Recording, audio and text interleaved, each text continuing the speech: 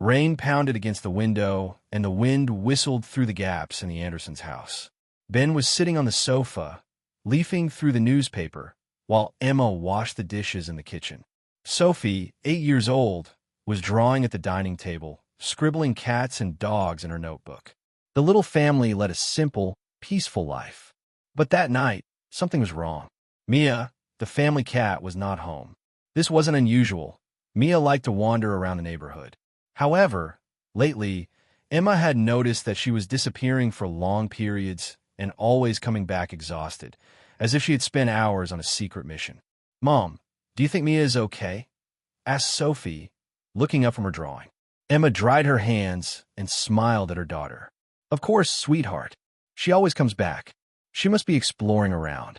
But deep down, Emma felt that something wasn't right. Shortly after, a soft scratching at the kitchen door caught everyone's attention.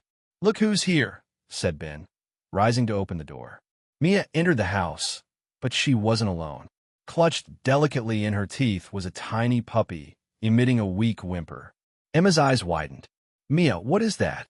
The cat slowly walked over to a corner of the living room, placed the puppy on the carpet, and began to gently lick it, as if it were her own baby.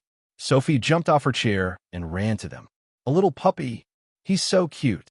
Ben knelt beside his wife, watching the scene with an expression of astonishment. "Where did she get that puppy from?" Emma shook her head, still trying to understand. "I have no idea." The next day, the puppy already seemed more comfortable. Mia wouldn't leave him alone, constantly licking him and lying next to him to keep him warm.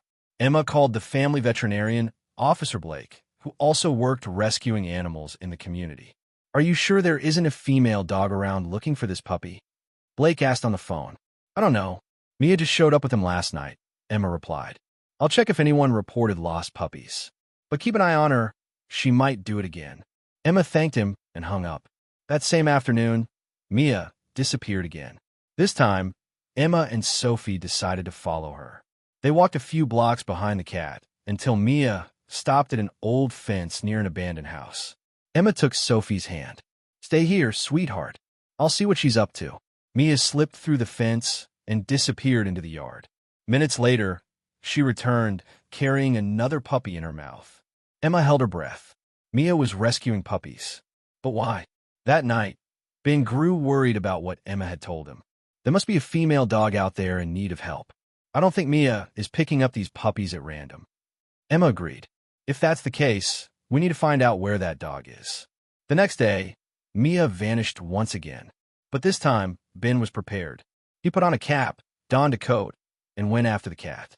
He followed her through streets and alleys until she slipped through a gap in the fence of an old abandoned mansion. Ben stayed outside, watching. For a few minutes, nothing happened. Then, he heard a faint whimper coming from inside the house. His heart raced. Mia wasn't just rescuing puppies. She was trying to save a mother and her babies. Ben felt a shiver run down his spine. The faint whimper coming from the mansion sounded like a plea for help. Taking a deep breath, he pushed open the old wooden gate that creaked under its weight. Mia had already entered the house, disappearing into the shadows. Ben hesitated for a moment, but then he heard another soft cry from a puppy. He swallowed hard and proceeded. The interior of the place was dark and damp, with the smell of rotting wood mixed with a gentler animal scent. Mia was a little ahead, standing by a pile of fallen planks.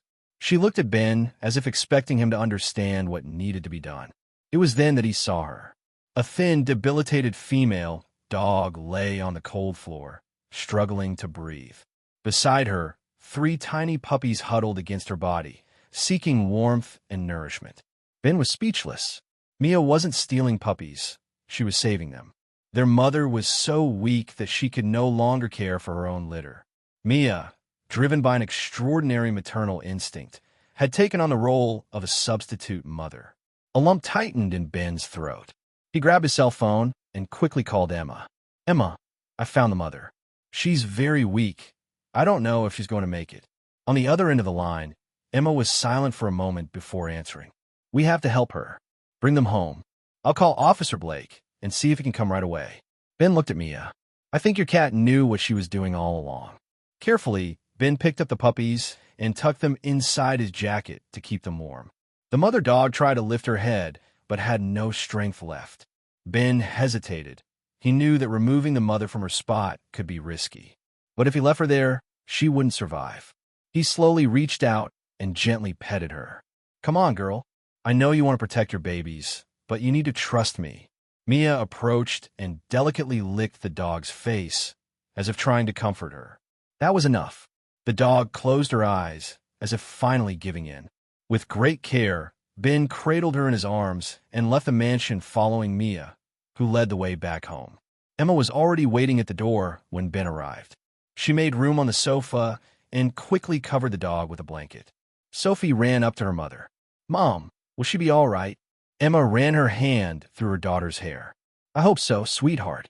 Let's wait for Officer Blake to arrive." Mia jumped onto the sofa and curled up next to the dog, gently licking her head. She didn't want to leave her side. The scene was touching, a cat protecting a dog and her puppies. Minutes later, the doorbell rang. It was Officer Blake. He entered hurriedly, knelt by the dog, and examined her breathing. "She is very malnourished," he murmured. "But with the proper care, I think we can save her." Blake administered N4 to the dog and prepared a liquid solution so she could regain her strength. Then he looked at Mia and smiled. "Looks like your cat has a huge heart." Emma let out a nervous laugh. "I never imagined she was capable of something like this." Sophie came over and petted Mia. "She's a heroine, Mommy." Emma looked at her daughter and smiled tenderly. "Yes, darling, she is." In the following days, the Anderson family devoted themselves to caring for the dog and her puppies. Gradually, she began to regain her strength. But a new question arose. Where had this dog come from? Emma put up posters around the neighborhood, but no one came forward to claim the puppies. Then one day, a neighbor knocked on the door. It was Mrs. Thompson. She crossed her arms and looked at Emma with a serious expression. "I heard you found a dog and her puppies." Emma nodded. "Yes, Mia brought them to us." Mrs. Thompson's expression changed. She seemed hesitant. Finally, she murmured, "I think I know where she came from." Emma stared at Mrs. Thompson, trying to understand what the woman knew. "Do you know where this dog came from?" The neighbor sighed, appearing hesitant. "Yes, I believe this is Rosie." Emma's eyes widened. "Rosie?" Mrs. Thompson nodded. "She belonged to the old couple who lived in that abandoned mansion, the Hudsons." Ben, who had been listening from the kitchen, came over. "The Hudsons? Didn't they move out some time ago?" The neighbor lowered her head. "Mr. Hudson passed away last year. Mrs. Hudson couldn't stay in the house by herself, so she was taken to a nursing home." Emma felt a tightening in her heart. "And Rosie? What happened to her?" Mrs. Thompson looked at the floor. The Hudson son was supposed to take the dog with him, but it seems he simply abandoned her. The shock was immediate. Rosie wasn't just an abandoned dog. She had been forgotten. Emma put her hand to her mouth, horrified. So she was all alone all that time? Mrs. Thompson sighed. "Yes, I used to see her from time to time, wandering around the neighborhood. Some people left food, but no one ever tried to rescue her. I think she returned to the mansion because it was the only home she knew." Emma looked at Ben, and he shook his head in disbelief. "So she survived on her own for months and still managed to give birth." Mrs. Thompson glanced around the room, where Rosie was resting on the sofa alongside Mia and the puppies. It seemed she found someone who really cared about her. Emma looked at Mia and smiled. She found a family. In the following days, Rosie began to regain her strength. Food, affection, and security worked wonders for her. But there was one more question that Emma and Ben needed to face. What would they do with Rosie and her puppies? Adopt them? Take them to a shelter? The problem was that the house was already full with Mia and her puppies. Ben sighed, sitting down next to Emma on the sofa. "I don't like the idea of sending her to a shelter, but I'm not sure we can take care of so many animals." Emma nodded, understanding. Then Sophie, who was playing on the floor with the puppies, looked at her parents and said firmly, "What if we asked the neighborhood for help?" Emma and Ben exchanged glances. "What do you mean, sweetie?" asked Emma. Sophie smiled. "The story of Mia and Rosie is so beautiful, right? And everyone loves a good story. I bet some neighbors could help." Ben smiled. That's a brilliant idea, little one. And so, the Andersons launched a neighborhood campaign to find homes for the puppies. They put up posters, talked to neighbors, and shared the story on social media. In just a few days, something incredible happened. The whole town was talking about Mia and Rosie. The story went viral quickly. The neighbor, Mr. Sullivan, owner of the bakery, showed up at the Andersons' house with a bag full of bread and cookies. "I want to adopt one of the puppies, and I'd also like to give some food to this wonderful family." The news spread, and in just a few days, all the puppies found loving homes.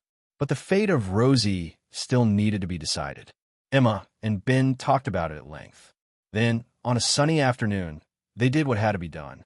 They sat down with Sophie and said, "Rosie is going to stay with us." The little girl's smile lit up the entire house. She ran over to Rosie and Mia, hugging them both. "You two are my family now." Mia purred. Rosie wagged her tail. It was as if both knew that they were finally home. The morning sun softly entered through the living room window, illuminating a scene that, just a few weeks ago, no one could have imagined. Rosie lay on the sofa, her eyes now bright and full of life. Beside her, Mia curled up, purring softly. The remaining puppies scampered around the room, joyfully playing with Sophie. The Andersons' house had never been so full of life. Since they decided to adopt Rosie, everything had changed for the better. Mia, who had already taken on the role of an adoptive mother, kept showering the dog with affection. What was most impressive was that Rosie accepted it all so graciously. Perhaps because she understood that without that brave cat, neither she nor her puppies would have survived. The puppies from Rosie had found loving homes in the neighborhood, but one little puppy still remained with them. Sophie held him in her arms, hugging the small dog with golden fur. "Can we keep him too?" she asked, her eyes shining. Emma and Ben exchanged looks. The house was already full, but upon seeing Rosie licking the puppy and Mia snuggling next to him, they found the answer. "All right, dear. He stays." Sophie shouted for joy and ran to embrace Rosie and Mia.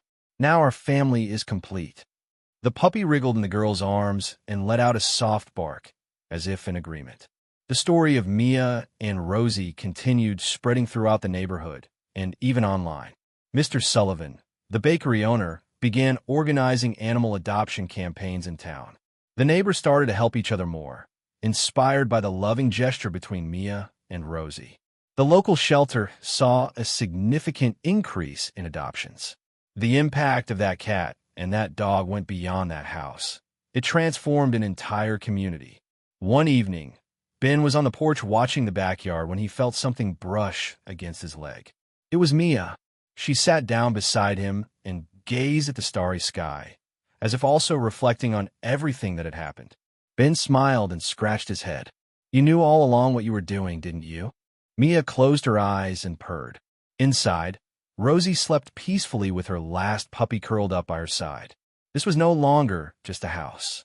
It was a home. And all of this, thanks to a cat who decided to follow her heart.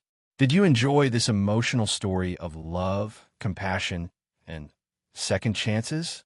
Then like this video, share it with your friends, and subscribe to the channel for more inspiring narratives like this. Activate notifications so you don't miss any story full of emotion, connection, and life lessons. And now, we want to know, have you ever witnessed an unexpected act of kindness among animals or experienced a moment when goodness changed everything? Share your experience in the comments and inspire others with your story.